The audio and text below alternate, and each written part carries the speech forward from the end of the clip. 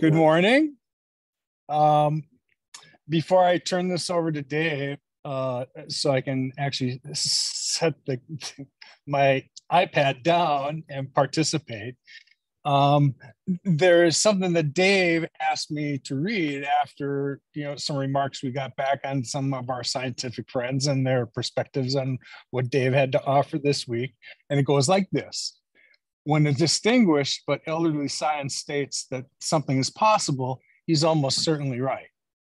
When he states that something is impossible, he is also very probably wrong. That is Clarke's first law. So with that, I'm going to turn this back over to Dave for the fourth of his 4 episodes. Not that this is ever going to be the end of Dave and I, because things this week have been growing in the background.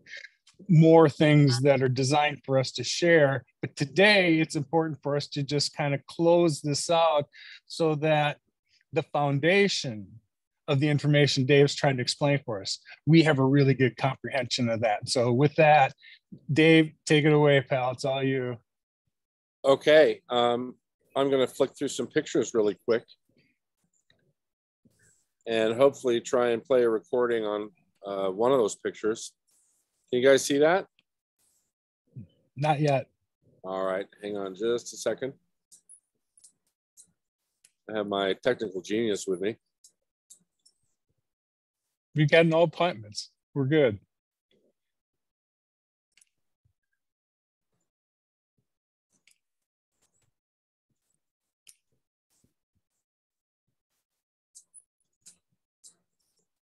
There we go.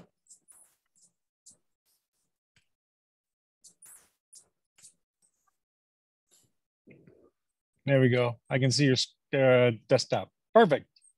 You see that? I do. All right. Thank you.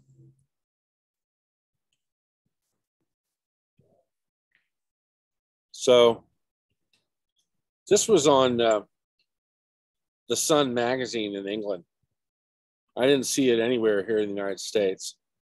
But 17th of May, 2023, they found one of the caves in the Italian Alps had a 7,000-year-old, so far they're calling it 7,000-year-old figurine. And of course, because it's the Sun, it says, Italian cave shocks archaeologists. It's probably a shock to find anything anymore. But that's the image they found. That's a 7,000-plus-year-old effigy of a being. And it's really interesting because 7,000 years ago, the only head shape that I can think of that's like that is Hittite. And that predates this by about 6,000 years. Can you hear me, Lowell? I hear you perfectly. Thanks. Isn't that an unusual clay figurine? I know it appears to be to me, but I've seen a lot of this material. Really beautiful. It's really elegant. And I'll just pop back to that picture. So it was an article written by a gal named Ashley Cowie.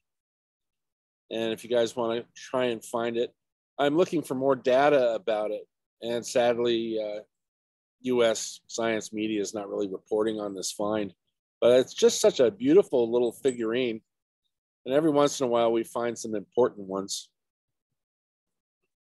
This is a special image. And I'm going to see if you guys can hear a recording. Can you hear this? Yes.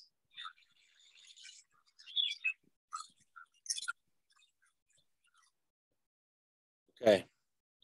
That recording, I'll play it one more time. That's the speed that it arrived on my phone when this 4th dimensional sphere photograph showed up on my phone. And this precedes meeting L from Andromeda by about 3 months.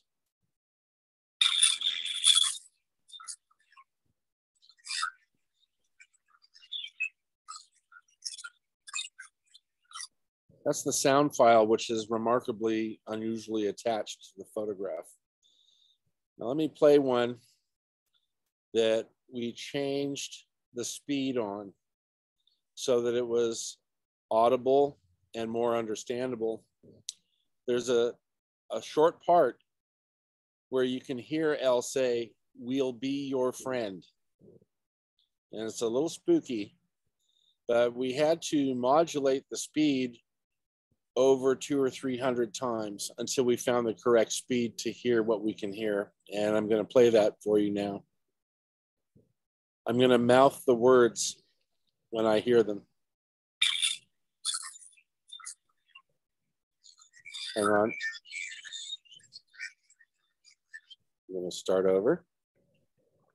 I had to go into the file to find the correct speed.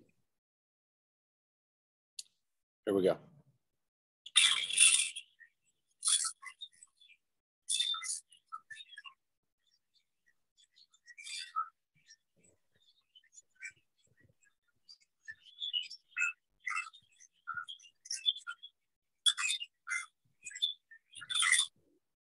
Okay. I'm going to play that for you again.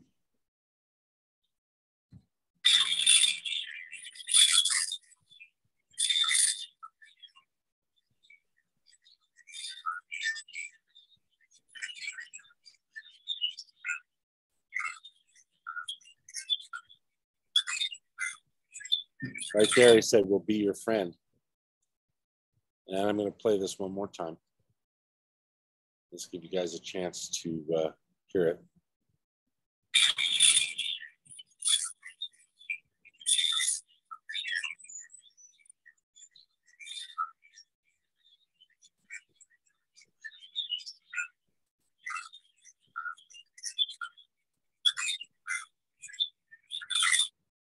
Okay.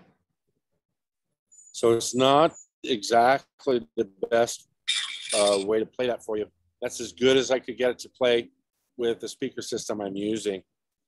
So that sound is embedded in the photo of the sphere.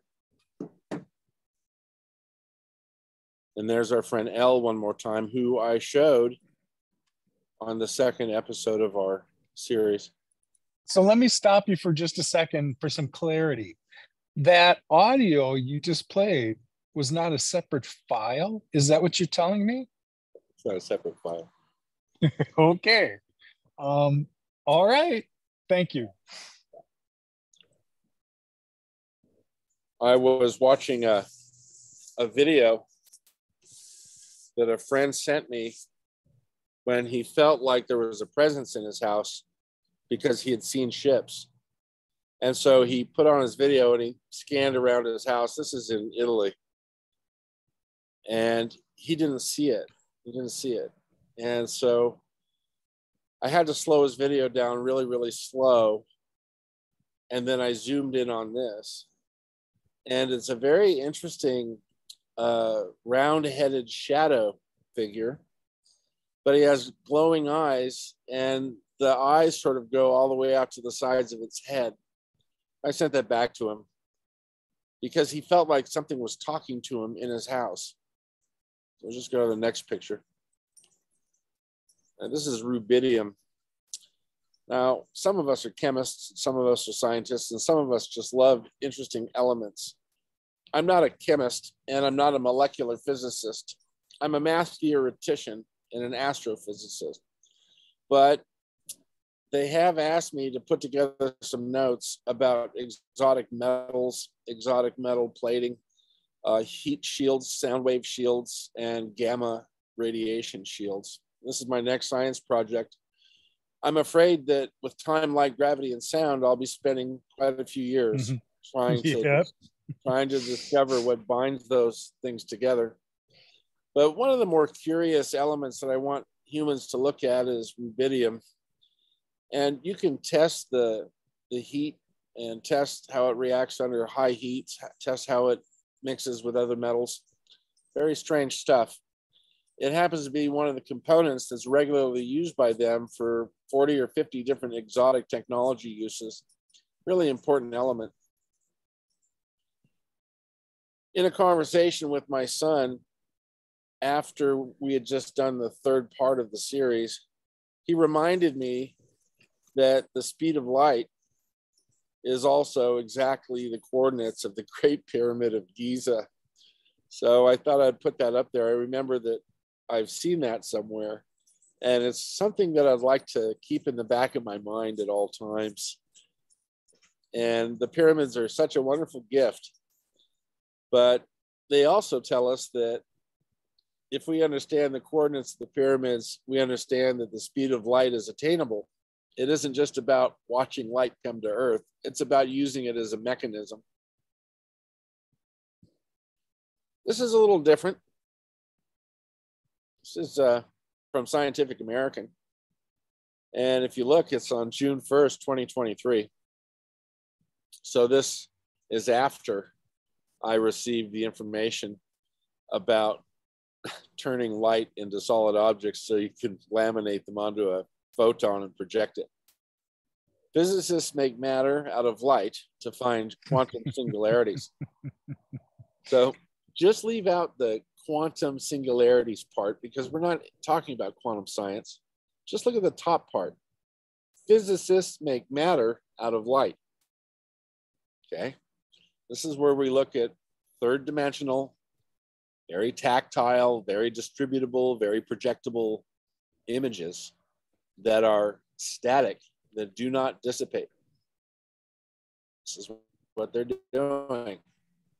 They're trying to catch up. But one of the things that I'd noticed in the photograph of the laser refractive index array, now all those V shapes and U shapes that you see are all mechanisms that you could put a lens onto or a mirror or a prism and split the beam or send the beam into different directions in order to get the desired result that you want. It's done on a very hard plastic table with holes in it, and you set these things in like pegs, and you can adjust the mirrors and adjust the refractive indices of all the different crystals or prisms you put on the table. But curiously enough, in the center of the picture of the machine, I found a skeletal face with bony arms holding a round green light mechanism. You see in the very center of that picture, look just above it, it's clearly a human skull face. Mm-hmm. So I'm going to suggest that this could be pareidolia. We might be clutching at straws, saying there's nothing wrong with the technology of the powerhouse that bees. But there's always something about technology that mankind is not ready for, or technology that mankind is looking at for the wrong reasons. And it's prima facie, isn't it?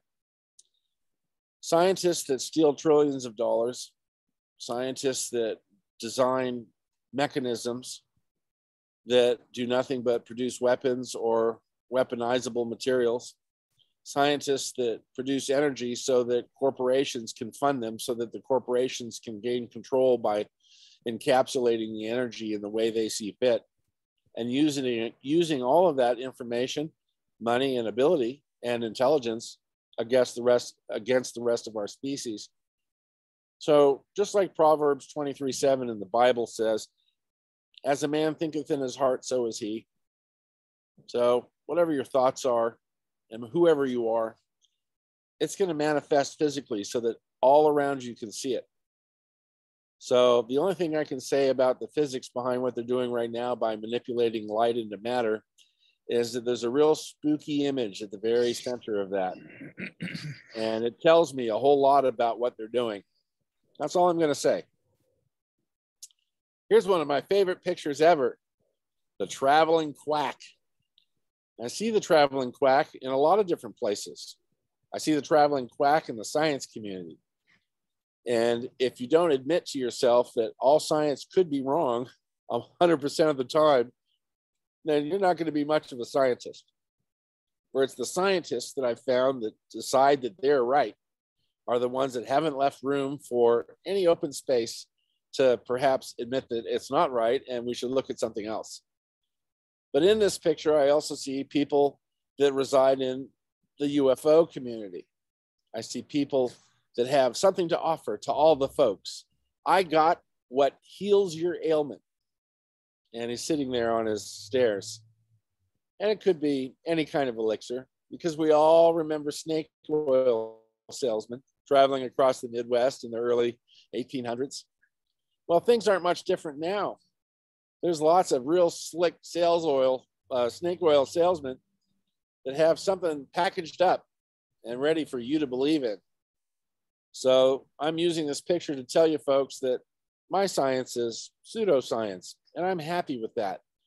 I'm not interested in being codified by the club. I don't speak Latin, so I guess I'm not going to Oxford. This is something that is near and dear to my heart. This is our human mind. And when I was discussing how light enters the parietal lobes, and there on the left side of the screen, that's where the parietal lobes start, just above the cerebrum, that ball in the back of our brain. When the parietal lobes transmit an enzymatic or electrical amino acid charge to tell your limbic system to produce a chemical mathematic charge, this is basically a good image of what happens when that light flash that we get from another ship comes. It passes through our parietal lobes and it dances off into the beautiful area that our mind already knows where it belongs. So I didn't have that image while I was doing that talk. So I just thought I'd put that up to remind you. And that it's a good idea to visualize your mind, visualize your brain, and try and have a conversation with it so that your brain becomes your friend. And you can open up whole new dialogues and avenues and help your brain evolve so that you can become a lot more cogent and a lot more happy. And your brain is your friend. And I was in an interesting conversation with a friend yesterday. And one of the amazing things about human bodies is that we have our hands, and we can touch any part of our body with our hands, and we can feel our liver, we can feel our stomach, we can feel our lymph glands, we can feel our teeth and our gums. But the one thing we can't touch and feel is our brain. So I thought it'd be nice for people to think about creating some form of invisible hand that is a healing hand that rests within you. And you can send that hand around to bathe different areas in your body with light and to caress those areas which need healing. And when you get good at it, you can send that healing light hand up to your mind to shake the hand of your mind and become friends and to start to understand the regions, the functionality, and the abilities of your own mind. Because it isn't some story I'm trying to sell. What I'm trying to do is help people understand that they're capable of anything just by believing in themselves, and communicating with their higher self also means getting to know the workings and the functionality of your own brain. It's an important aspect of physicality that we don't often think about. This is a very unusual picture that was sent to me by a friend over in Middle Central Europe. And he's asked me not to bring him up. But there's a video that might pop up or it might not, just depends on the RAM. This is a photograph of that video, from that video, and it's of a beyond earth sentient, and he's kneeling over a garden wall and having a look around, and you can hear him speaking in the video.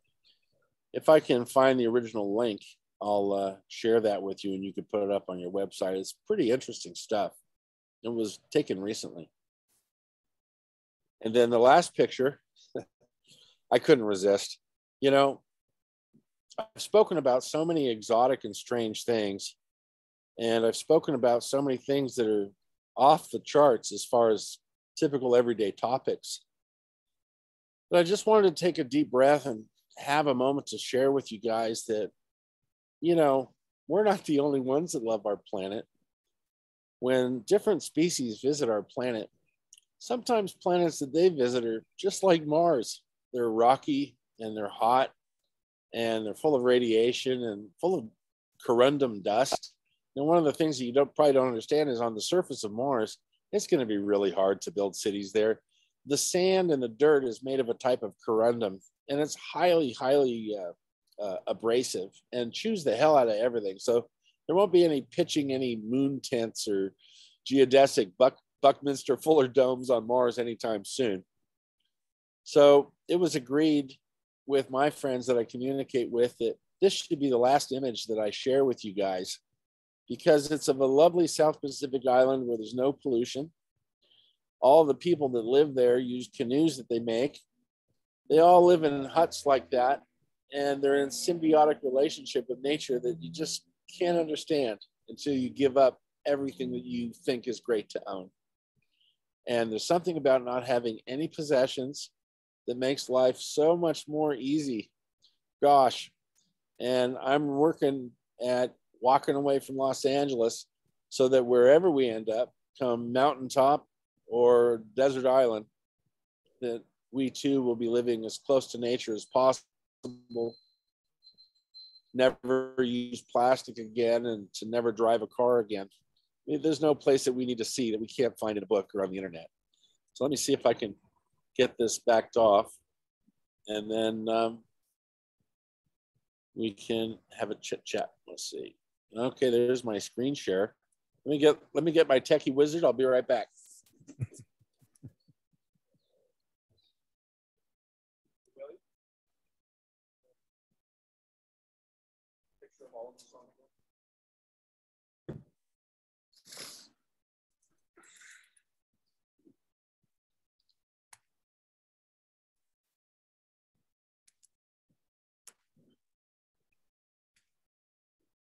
I'm trying to get Steve and Lola. I think you can just turn off your share content. There you go. Yeah, nice. Terrific. Well, I'm going to mute so that Steve, the two of you scientists, can continue your exchange. I'm afraid I've backed out of the world of science by the truth as I see it. And I've already received some hate mail from people. Steve, you got any? Yeah, just let me know if my connection is failing because it is raining pretty hard here. So I have a lot to add. And I'll keep it as short as possible. So first of all, Dave kind of re-energized my science interest, I guess. I have a background in science. I'm an aerospace engineer from Georgia Tech and owned a number of companies, including one that builds space qualified hardware for telecommunication purposes for NASA and JPL and these sorts. And in fact, my name is on Mars, which is kind of an oddity, but all of the names of the people in my company were put on microfiche and planted in a part that went to Mars. And so my name is up there for as long as that part remains in that rough world that you were talking about. So I'm now a metaphysicist, and I feel like the biggest jumps that I've made in my mind and my comprehension of everything that is around me has happened when I coupled in consciousness and source into the equations that I had been given in the past, which eliminated those. A lot of scientists, including myself, believe that the equations that we were given were the complete answer. And Maxwell's equations, as an example, these are four differential calculus equations that I believed was a complete explanation for electromagnetism. But I've become aware since then that that's not true. They were truncated by a man named Heaviside in the early 19th century that whittled down Maxwell's 20 equations that were originally quaternion into these four equations that we have now. And what he eliminated were things that they thought were unimportant because they were not adding direction as in a vector. They were just forces, right?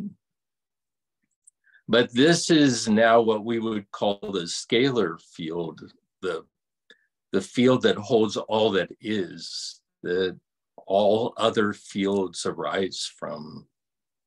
And that unfortunate incident of removing that and some later unfortunate decisions that were made based on experiments that were poorly defined, Michelson-Morley experiment in particular that eliminated ether as a reality, sent science down a wrong road that we're still really hopelessly lost on through current particle physics, which, you know, when the answer takes an entire whiteboard just to write out the equation, something's not right.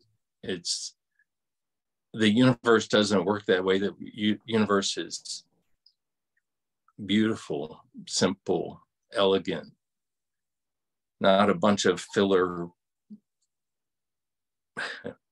plugs to make equations balance. So we've kind of gotten lost in the math and gotten lost from reality. And I feel like now things are going in two different directions. This direction that Dave mentioned with weaponization and the direction of CERN and these kind of things.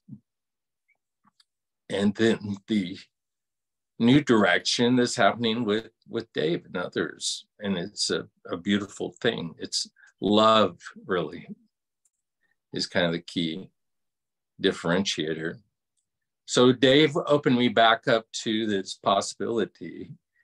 And now I interact a lot with ships, for example. And the other night we were in the hot tub and I started meditating, and a ship arrived and gave me some light. And the next night, the exact same thing happened. And then a lot of things started coming together, which is coming together for me now. And talking about pseudoscience, I would argue that current science is very pseudo, and the Big Bang being the biggest proof of my accusation. So they claim that this near, as far as we're concerned, infinite amount of energy flowed into create our current reality, and it came from nowhere and then just stopped. And that's an acceptable hypothesis for them, and yet they won't accept that there is this infinite layer of energy laying next to us in this ether that we can use to change everything. Infinite power, healing, move through time, materialize, dematerialize, move across axes that there's no other way to move across. So I guess to wrap it up, I'll say Dave gave me that impetus to imagine what was unimaginable. Thank you. And to give the possibility of possibilities, right? And that's been a beautiful gift for me, and I really appreciate it. And I think that it's going to go somewhere. All of this is going to go somewhere. And it's going to be an amazing trip for all of us that I'm grateful to be on the roller coaster. Sometimes it's a rough ride, and it's cost me friends and things. I think we've all been through that, but hey, that's why I came here. Well, I really appreciate what you said, and I appreciate your observations, because I can't ever express fear in the discovery of things that are divine, whether it's divine mathematics or a divine piece of music or a feeling. because it's very hard to define those divinities. And when I think about things like triptychs, I think about the energy of the universe, the energy of the human spirit, and consciousness. And the fact that the ethers have been ignored tells me that the very curious energy which binds reality together is not too dissimilar from the ethers you speak of. You know, L, the one time he showed up in my house, he vibrated to such a high frequency that everything shook. It felt like my house was on top of an electric buzzer. And he stood there speaking to me. And he said the same thing. He said that vibrations are how his species travel. And that he is from Andromeda. Well, that's 300 million light years, give or take a few light years.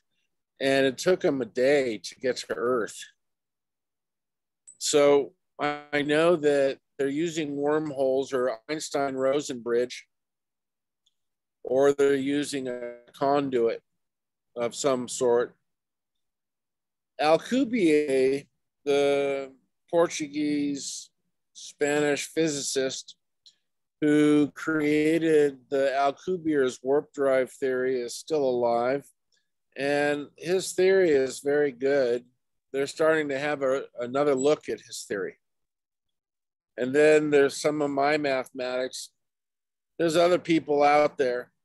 And I think what's going to happen is that we're all going to end up connecting over the next year or two, because we have to understand that science is a gift. So rather than taking command of science, we just share openly everything we discover. I know that we are all on the right track, and that science can be a gift, that it either stands before us as a barrier or an entranceway, but it can be our friend. There's a lot of beautiful things that come from science. There's an elegance in physics, and there's even some elegance in quantum physics. But the more I study quantum physics, the more I realize that it can't explain itself for its own existence. And I like to stick with mechanical physics that are based on Newton's laws and Aristotle and Pythagoras and Eratosthenes and Plato, and think about early Greek mathematics, because the sacred geometry that humans were given seems to be the key for us to understand the dimensionality of traveling at very high speeds in between space. The concept of the universe being around forever, I'm sure it's not a new one, but it was revealed to me that the universe and time coexist together from the very beginning. There was no such thing as time being first, no such thing as gravity being first. They all arrived together infinitely in the past. It goes on forever. And there could be some structure. There could be an exterior shape or a surface to an unending loop or a form of movement. But the things that we're avoiding right now in particle physics and the things that we're avoiding right now in astrophysics are understanding the dynamics between quasars and muons and collapsed stars in the center of those stars. And we're avoiding any information to be shared about black holes. Black holes are also a universal conduit. If you want to slip from one universe into the next one, you just got to go through a black hole. And there could be something that actually remanufactures your consciousness as you exit the other end of the black hole. Because energy is never destroyed, it's just changed. Whether that's observable energy or energy you can't observe, it never goes away. It just changes in some way. Vibrations are the key.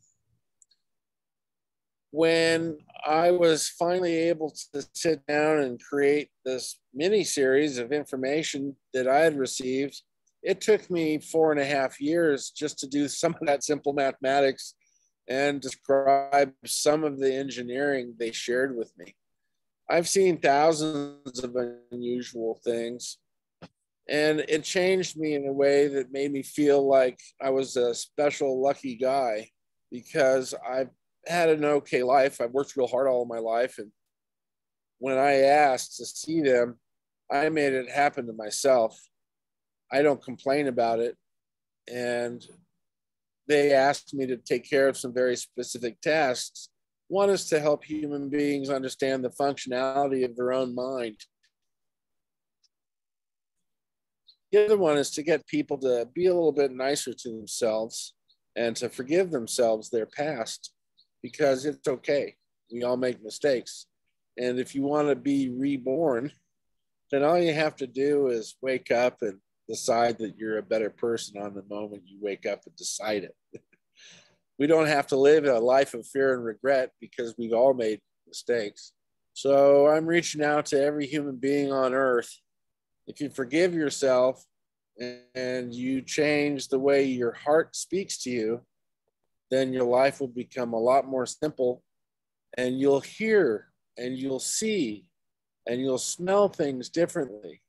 Colors become brighter, you hear prettier sounds, and you see much more lovely things. I had to change and really want to have some special being come down and see me. I was fortunate a few years back to spend Barbara Lamb's birthday with her at a friend's house. And there was a lot of really beautiful contactee there. And we all know Barbara Lamb. She's just a dear. Well, I talked to Barbara about suffering at the hands of species from other worlds. And I asked her, and I said, you know, Barbara, if it's true that we get back what we put out, if we just put out love, and if we just put out compassion and kindness, isn't that true that when the beings come down to visit us, that those are the type of beings that we'll have? Because every experience I've had, and I've had so many now, they've always been filled with this deep, deep form of compassion and understanding and love and hope. And Barbara said, well, David, I don't think that people that are evil had bad experiences, but perhaps they didn't just have the grasp on love and compassion and forgiveness that you have. And if we all think about love and compassion and tenderness and being kind to one another, then the things in life and the things in the universe, the things in our galaxy, the animals on your planet and the birds in the sky and the butterflies on the flowers will all respond to you, because that's what they're made out of. And so she's really such a profound, enigmatic, beautiful soul.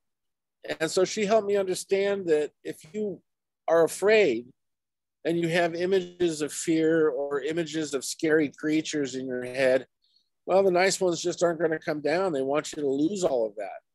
What they want you to do is to discipline yourself, to fill your mind and the time of your mind with love and hope. And if we discipline ourselves and make that the theme of the day, well, it's even easier to think and be that way on the next day. You'd be surprised, but it's not so hard after all, being a loving, compassionate person 100% of the time, no matter what folks throw at you, because nothing will work. If your heart's full of love and compassion and kindness and tenderness for everybody, no matter what they say and do, will never have an effect on you or be on towards anything that you believe in. And your life will always be full of value that you can cherish as a real thing. Because the only thing I want to say something. I read this the other day, and it just follows the line where you know what we put out is what we draw to ourselves. I'll remember what it was, but I also want to say that the sign part of this is, for me, was the most important part. When this journey started with me, the 3D side of myself needed to freaking understand it. And so everything that I could tangibilize, if that's a word, helped me get to the next level. So every time I could find a correlation with what science had brought to the table, and that was what helped me understand, enhanced photon light energy and how it got here from the central sun and influenced our solar system, influenced us and every sentient being. When you finally got that, and okay, science, they did agree on that here is where the foundation of what I was going to believe kicked in, and it seemed to resonate. So today, after discussions that we've had now for the better part of a couple of weeks between you and I, Dave, about time, light, gravity, and sound, and how that resonated with me from the first time I heard that phrase uttered, I concluded why you were telling me that the very first time, when you described the relationships between them and that thing between them that binds it all together. If you can understand what that is, you can influence it. And so today, again, when first Steve mentioned ether and you mentioned ether again, it just brings to life for me what we're on the edge of. And I wasn't a scientist, but my scientist friends in the tribe showed up today to help validate the things that I really wanted to comprehend better. So here, if we're looking for science to support metaphysics with minds that are open enough to do that, today we just had that forum, and I'm grateful. Thank you. Oh, I'm so grateful too. And, Lowell, you're a conduit for bringing people together and helping us express our thoughts individually. And you do it in a way that's balanced so that there's a big picture. And at the end of each month, we can go over all of your videos, and they have some really interesting themes and messages on a monthly basis. So it's been a pleasure to share part of my experience with you, because it's been a little bit of a burden. But remember that when we use the word ether, and I like that word a lot, and it describes a lot, this is a very big word back in the Renaissance, when people like Johannes Kepler and Tycho Brahe and Leonardo da Vinci, they would describe things as the ethers, and they took that word from Greek, and it has something to do with ethereal, but also with vapors. Mm-hmm. And so it's a nice way to categorize so much that we don't understand, yet we can feel. And so it's a great word. Ethers is a great word. And I think that's probably why you'll never hear it in mainstream academia, because they'd like to slap a particle on it. It's a particle. And this particle goes down. This particle goes up. And it's like, oh God, here we go. When I think the real science of the universe has been given to mankind since the day human beings walked erect, and that it's right in front of our noses. And we see it in the sun. We see it in the way a tree grows. And I think ancient cultures understood this. I think the people from Atlantis, the people from Lemuria, and every ancient culture, the temple builders and the cave dwellers, they all had possession of a greater faculty, which we've forgotten. So I'd just like to roll back the clock a little bit, and let's forget all the paradigms that have been fed to us since before World War I, and just go back to being human beings rather than human doings. And then we can create a world of natural sciences and be guided by nature, because nature is what we should be emulating, not one another. Steve? Yeah, so going back to a number of points, forgiveness being one, self-forgiveness, and other. So we're told in sacred texts that we should do unto others as we would have them do unto us. That's because they're us. So as we do to others, we do to ourselves. And likewise, as we do to ourselves, we do to others. It's a two-way street. So all healing begins in the kingdom of God is within, and all healing begins here. We cannot get in touch with our spiritual truth of who we really are, our higher self, until we heal our heart, right? And our heart is this brain. Our heart is a huge brain, a huge electromagnetic generator, and we are an antenna. Our structure is an antenna. Information comes in form through motion. Information, okay? We need form to bring in energy to create information. Science, the root of science is the same word that's the root of consciousness. The Latin word in there is the same word. Consciousness and science never should have been separated. They are one, just as we are one. When we start trying to polarize, when we start trying to create these seemingly incompatible opposites, is when we get into trouble. Great Hermetic principles are what we should always return to. And one is that the truth always lies between seemingly incompatible paradoxes. Okay? When we become dogmatic, when we become lost in our prejudices and judgments, so when we get lost, that's why we shouldn't judge. That's why when we hear information like comes from Dave, we shouldn't say, oh, that's crazy. I know from my science background that can't happen. Because then we stay lost on our edge of the paradox, right?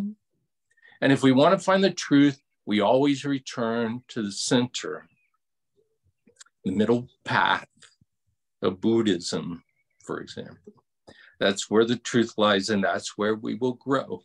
It's where we can grow spiritually, intellectually, in every which way, right? And the beautiful thing about Dave is he doesn't judge. He's an experiencer. I'm an experiencer now. Truth for me comes to me and is experienced not through the filters of others, but I don't judge their experience. We all have our perspectives and we all have our antenna. We are all different antennas that are connected to each other. And therefore, only when we come together as a group can we understand what we're experiencing, because we all have a different facet of the diamond that we're looking into, right? And so it's only this group consciousness that will ever take us anywhere, you know. I'm even as my body, I'm this collection of entities, trillions of them. And I'm Earth. I'm literally Earth. This package is literally walking, talking Earth parts. And I'm literally the sun. I'm literally the universe, literally, physically. I can argue it from a science standpoint. So if we know that, and we know that information couples, entangles, is always connected, that's the ether. Our true self is that ether from which all phenomenon arises, right? The oneness is real, is scientifically real. I told my partner when this first started happening to me, when I first started having premonitions and I first started coupling into information outside of time and things like that, I said, one day science will understand this. One day this is scientifically understandable. We just don't understand it yet. It's not two different things. You don't have to pick one. You don't have to say, I'm a scientist or I'm a psychic. Hey, you know what? I'm a psychic scientist. That's what I am. We I'm weren't going to be able to scientist. understand things beyond our capacity in this density until we opened ourselves up to that. And of all the people we hoped would, it's the science community. Look, you guys are the ones that help tangibilize things for us. Please help us understand the next level stuff and bring that to our reality so that we can prepare for what's coming next. Because that's the truth. We're in a freaking cosmic cycle. And right now, yes, all the attention that's being brought to all this is to prepare humans for the proper vibration when Earth gets where she's going. So one thing that was obvious when this happened to me, which I woke up in like 2012, is it had nothing to do with what I was doing. Like, I wasn't a Buddhist. I wasn't fasting. I wasn't seeking. I was a freaking atheist. Okay? I was an atheist scientist. And I was happy. I had made my money, sold my company. I had it all. I literally had it all. Had a Ferrari, had a Porsche, had a BMW, had a Corvette, all at the same time. I had a 7-car garage. Okay. Now I'm living in 1,200 square feet in the middle of the mountains with nothing. I'm happy as a as a pig in mud, right? So what is going on? Something grabbed me out of that life and said, okay, it's time. You've learned everything you need to know. Now it's time for you to go do your job. That wasn't your job. That was your training. Let's go do the job now, right? And ever since then, I've just been collecting data points. I just collect data points. That's all I do. I went through the same thing Lowell was talking about. I read like 100 books on every type of metaphysical thing you could imagine. Studied, all of the sacred geometry and secret schools and these kind of things. All important, all data, all filled little pieces of the puzzle for me.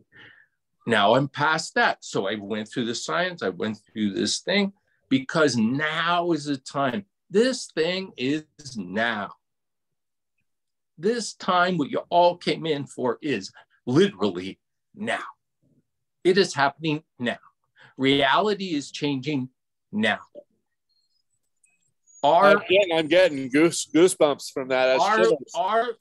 Our limits are self-imposed. Our filters are self-activated. Right. And when we start seeing magic, magic happens. When I started seeing magic in flowers, in starlight, in everything, it started talking to me. It started coming to me. Okay. It as you open up to this incredible experience, it opens to you. Right. Okay. Ask and it will be given. Knock and it will be opened. Right. This is literal.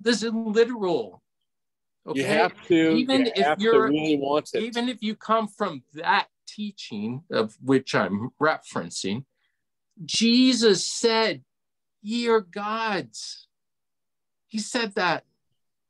He said, speak to the mountain. Believe that you can change it and it will change. It's you. The one you've been waiting for is you. Because you have all the answers. You've had it all along. The DNA in you carries it. It was just time. The great Indian sages knew these cycles. The great indigenous knew these cycles. They're on cave walls in Europe, in America, everywhere. It's time. It's time. It's a beautiful, beautiful, beautiful time to be alive. That's why we're all here. My children are coming in now for this. Right. Oh. They are amazing beings coming in for this. Yeah. And wow. Yeah. Thank God we got to come. Praise the Lord for that one. Thank God. Yeah. Well, it's such a wonderful treat to hear you, Stephen. Lowell and I miss having you, and you're bang on as far as your understanding reality as it's occurring right now. Just like you, I had spent some 35 years as a professional within the wine and food trade. I got a degree in fermentation. I took a first in thermodynamics. I became a winemaker in Northern California for 10 years and then moved to Europe and taught wine and food chemistry and did wine tastings all over Europe for 12 years. I finished my career as a trade ambassador for the British government. Well, same thing happened to me. They picked me up by my shoulders and my neck, and I went whoop, right in the bottom of a giant spaceship with Kim Jim, and they took me away and told me how it was. But I had asked for that because I'd gotten as good as I could get in the field that I was in, and I knew I felt a void because I felt I was missing something too. And so I used to pray every night to the kind, benevolent being in the sky. I picked this one little patch of sky, and pretty soon a ship showed up, and eventually that ship came down and collected me. But it was after months and months of prayer and being alone or sitting with my son silently, looking at this one patch near Orion's belt and concentrating on the stars. Eventually they came down. So I got my wish. And I'm living testament. I've shown photographs on this series. I've shown pictures of ships. I've shown photographs of entities and how wonderful and kind they are. I've shown you drawings, artworks, and pages of stuff that I've drawn, that I pulled and downloaded from my mind, and they were all gifts that they gave me. I'm one of the luckiest people in the world. And as an ambassador of the Taurus Council, I'm here to tell everybody that everything will be fine, that if we have each other and stay in touch with each other, that nothing will ever go wrong, that love does rule the universe and it will rule the earth, and that everything will be fine because everything is as it should be. Yes. So when we see things that are tremendously horrible, remember that they happen for a reason, believe it or not. Pardon me. So it's really important to remember that even things that cause us emotional or intellectual pain are serving us in some way, that we mustn't hang on to the pain for any other reason than to understand it's passing. And once that pain passes, or that terrible thing passes, we never have to let it happen again, because we're unified in our cognitive abilities. We're unified by our heart, and all of us have the same heart and mind. We all deserve the same. Well, guys, I don't have a lot more to share. I'm so pleased to be able to tell everybody about everything from technology to what it's like being with them. And I don't suppose I'll be talking about it for a while because this was a major task that I was given. And I can't think of two greater fellows to sit with and have a rap about this and say, let's sum this up. The next time I release any information, it's probably going to be about something else that has nothing to do with sentient species from another world. It'll probably have something to do with mechanical physics and understand new particles and how to put them together to build a spaceship.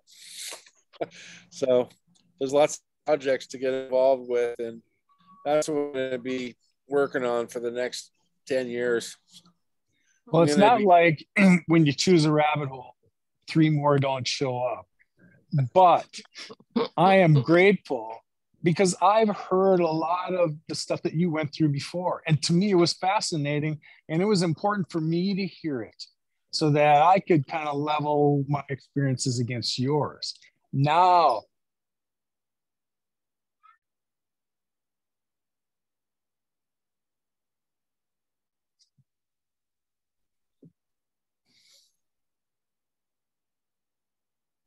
Steve, can you hear me?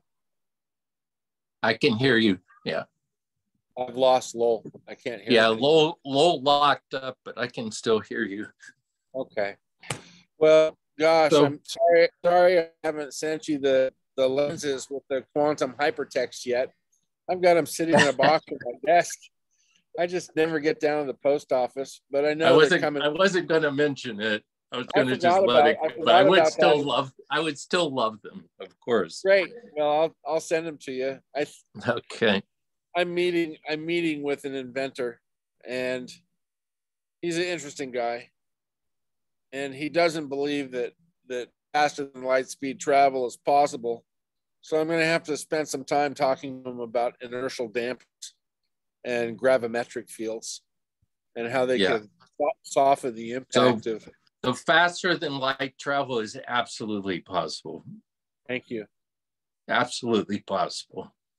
It's our previous math restrictions that made it impossible. I saw a very interesting experiment this week. I meant to mention this to you. I'm sure you saw it, but so scientists took a photon, manipulated it, physically changed it, and it traveled at a different speed in vacuum. So not the speed of light, they in vacuum, not in a medium, which of course we understand, but they changed the photon and then it traveled at a different speed in vacuum. So our understanding of light is very limited, and our understanding of speed is very limited, just like our understanding of time is very limited. All of these things, when we begin to understand negentropy, okay, which is necessary for life, all life proves that entropy goes both ways. And when we understand that time goes both ways, which explains all my psychic experiences, I reach out into the past, into the future, all over the place. Well, if I can do it psychically, it exists. I'm going somewhere and getting information out of a cell and bringing it back into my cell. Well, when we learn to do that physically, we're going to be traveling faster than the speed of light. Correct. We're going to be traveling way faster. Your thoughts are processing before the speed of light, faster than the speed of light anyways. Exactly. We are all connected in a field where that speed limit has no effect. Correct. Zero effect.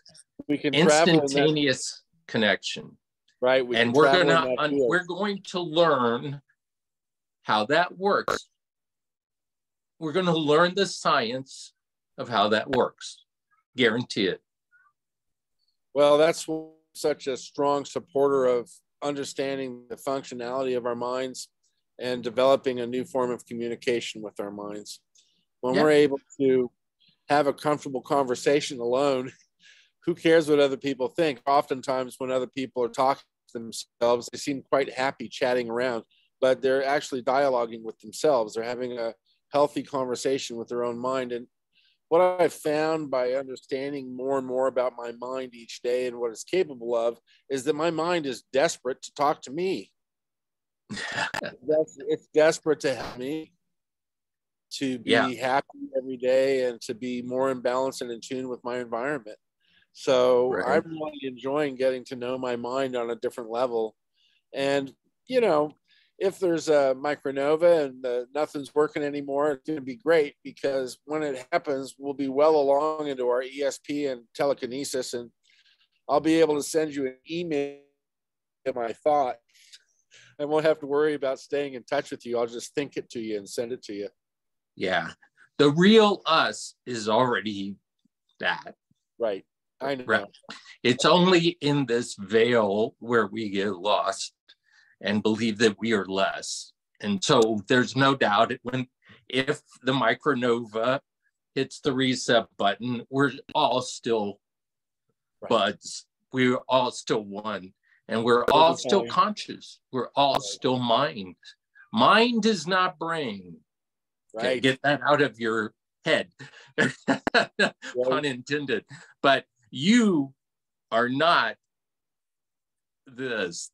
This is an avatar, right? This is a meat suit. This is purely a sensory package for you to interact with matter and with this thing to expand information, information. This is all this is about. And it comes and goes. We come and go through many, many packages. And boy, beautiful packages. Love my body. Love this being that is my partner right now. From the time I'm born till the moment I die, this is the only friend with me the entire time. Beautiful. Not my mother, not my brother, not my partner. Only my body takes the whole journey with me. start to finish. We should be very grateful to these biological beings that partner with us to go through this. It's quite a commitment, right? And so when we choose our bodies, when we choose these things, we do it very carefully, and we do it with a lot of love. And we need to always be showing love toward them back, not judging them, you know, not saying, oh, I'm imperfect, I wish I didn't look like this or walk like that or whatever. It's perfect. Everything is perfect. What Dave said is true. Everything happens for a reason. I got that. The very first message I got from the other side, clear as a bell, was everything happens for a reason. You're in this body for a reason. Enjoy it.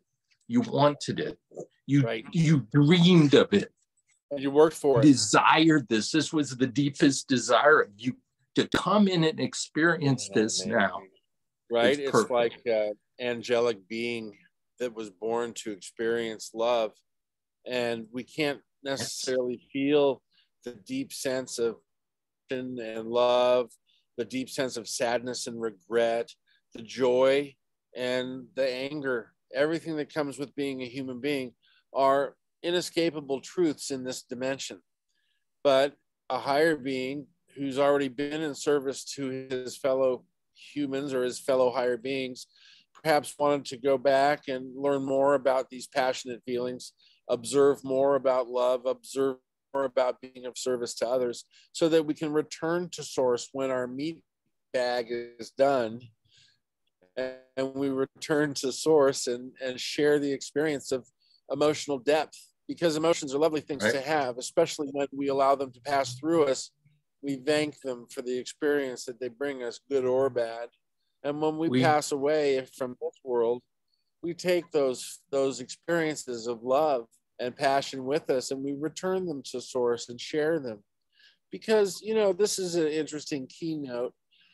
A couple years ago, I was talking about what beyond Earth sentients feel. And they lost a lot of their memories as they evolved. And one of the reasons they like holding our hands or touching us or being in close contact with us is that it brings them back to who they once were, because they miss the corporeal, sensual, emotional devastation or emotional peaks that humans can reach. They miss understanding what those are, because they're so advanced that sometimes just coming down to be with us helps them not lose the very earliest genetic beginnings of their own humanity. And it's a really important thing to consider, that we're in a special place. We have the ability to choose the timeline that we go forward on. And they are here now for a reason. And I think that part of that is showing us a timeline that we don't want to go down. Right. And the possibilities that exist on a timeline that is much different, full of love and full of, that photo that you showed with the skull thing, with that manifesting light into thing. That's that timeline, okay? We have the possibility of choosing that timeline. We have the possibility of choosing technology for technology's sake, okay? That's not what either of us are advocating here. Ooh, right. Technology is not an end. It's not an end all. It's just a tool, like meditation is a tool, right? It's how you use it. You can use it for a weapon, or you can use it to travel to the other side of the universe and be with a brilliant being that can share ideas with you, right? So we have to very carefully right now. I've seen that we are in a train station. We are in a time station right now, humanity. We're at a point where many past timelines are folding up together, and we have the opportunity to choose which train we get on when we leave. And right now, it's still very easy to change trains. That's why we're experiencing things like we are. That's why things seem so open. because we can easily change to another timeline right now. I do it all the time. Well, that's a great metaphor, because so we need you're to right. choose carefully. There's so many experiences coming to us at such rapid pace that it boggles the mind that we should cognate 5, 6, 7 of them, let alone the 2,000 things that are happening all at the same time. Think about we're in that same thing. That's a great idea. That's a great metaphor. Think about how difficult it would have been 1,000 years ago to have this experience. Your train was very far away from the next reality. Right. And so it was very difficult. You'd have to sit in a cave for decades, meditate, go within, do the work to have what just fell in my lap. And because it's none of that. And because it's 1,000 years ago, you're dead by the time you're 32. Right. When it happened to me, I just stepped to the next train. I didn't even know what I was doing, right? It was so easy. So this is the opportunity. This is why we're all here. This is a crazy, unique time, experience, reality that we're in, where this merging of inner earth, outer to hear you many realities, everything is just here, like a soup for the making. So we have to choose very carefully. A lot of the ETs that I talked to some years ago were actually me in the future, coming back to tell me, don't do this. Interesting. Don't, excuse the French, fuck this up again. This opportunity to fix it and get on the right track. See, that's what I was told. That's what I was told, was what path to get on. Get out of the booze trade. This is what you've done. Yada, yada. Don't do this again. Yes. Do this. It was like breaking me from a past life shackle. Yes. And then starting brand new. That's why this time we're awake, we're conscious, before we just blindly stumbled through this time period and it ate us up. The technology ate us up. We lost our humanity. And we don't want to do that again.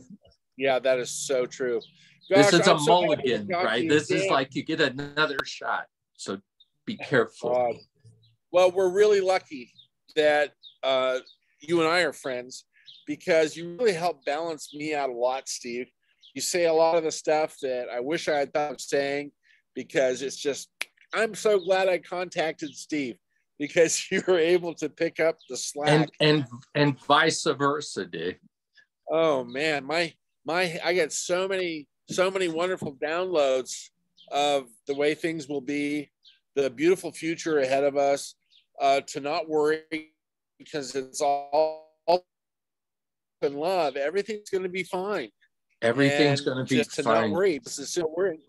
Everything is going to be fine. They keep telling you, all the guardian angels and all of them, that I keep seeing this motion where they go like this and refer to the Akashic record, where we've seen this behavior from others before, but everything will be fine. So you just ignore it, because it's not going to happen. This is what's going to happen. And all that information is coming in. Boy, it's nice just to get a little bit of doubt. All the information is right here. Oh, man. The Akashic is right here. Right. We don't have to go anywhere. We don't have to have anybody find it for us or bring it to us. We are. Right. We are the Akashic record. Yeah, you're right. We are the Akashic record.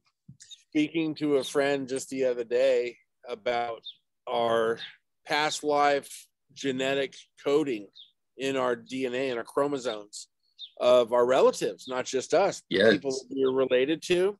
And we can go back in our chromosome chain many millennia, many millions of years, to even look at how few tribes there were and which tribes mated with other tribes. I mean, our Akashic record goes back from the very beginning of our DNA spiral, our chromosome spiral. So those past life memories are ingrained into our chromosomes. It's a genetic memory. And we go Yes. through genetic triggers and wake up. And we right now are in the midst of a wonderful genetic trigger where all of us are waking up to all the ways that we can live a more beautiful, hopeful, loving, and healthy life. And so this is just part of the big shift. And Yes. it's been great.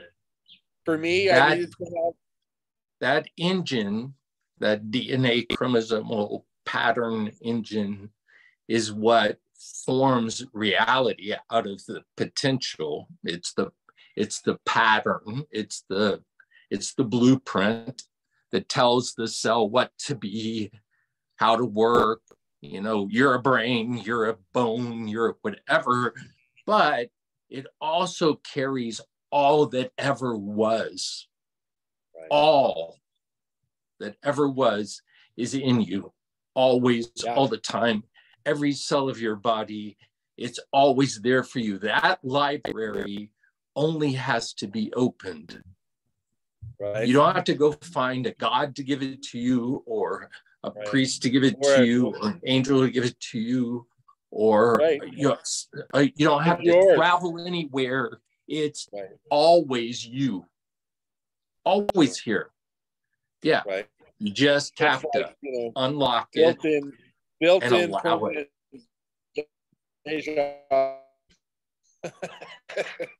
So we've lived this before, but in a different way. I like to think that the life that I'm living now will continue forever, and that in each life or each manifestation of who I am or who I was, that I become a more compassionate and more meaningful person, someone who is able to take it on the chin and go forward with a happy-go-lucky attitude, because everything will be fine. We're all we're all going in that direction, all of us, even the worst of us, if there is a worst. And that's a very relative wrong way of looking at anybody or anything. But we are slowly, imagine, so fear is caused by lack of knowledge, okay? It's the unknown that we fear. As we know more, we will fear less. As we fear less, fear is blocked love. So as we know more, we will have more access to love. Right. This is the beautiful path of technology, the right path of technology. As we understand who is out there, as we understand how this all works, we can use it to expand our love. Instead of our weaponry, instead of what we use to oppress others, control others, monitor others, get our way with others, instead of using technology for that, we can use technology to expand love. Naturally, it will be a natural outcome of it, because knowledge will allow us to not fear. Because there will be less unknown. Right. And as there's more known, there's more gnosis. Right. Great segue. God. On that note of gnosis, we should probably close this off. I don't know what happened to our dear friend Lowell. He's gone off into the ether. I hope he's still around. I know I've got to get back into my my bakery gear and go make some more pies, go peel more apples. If I don't, I won't be ready for the 4th of July. Have a wonderful 4th of July. I hope there's no fireworks anywhere, right?